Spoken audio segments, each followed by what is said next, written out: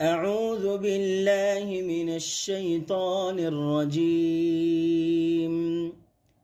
أفلا يرون ألا يرجع إليهم قولا ولا يملك لهم ضرا ولا نفعا ولقد قال لهم هارون من قبل يا قوم إنما فتنتم به وإن ربكم الرحمن فاتبعوني وأطيعوا أمري. قالوا لن نبرح عليه عاكفين حتى يرجع إلينا موسى.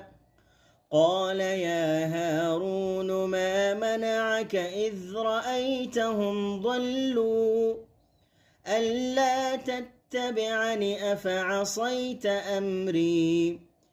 قال يا ابن أم لا تأخذ بلحيتي ولا برأسي إني خشيت أن تقول فرقت بين بني إسرائيل ولم ترقب قولي. قال فما خطبك يا سامري؟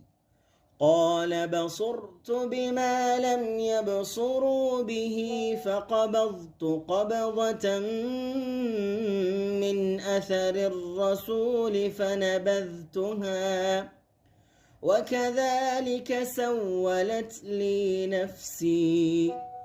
قال فاذهب فإن لك في الحياة أن تقول لا مساس وإن لك موعدا لن تخلفه وانظر إلى إلهك الذي ظلت عليه عاكفا لنحرقنه ثم لننسفنه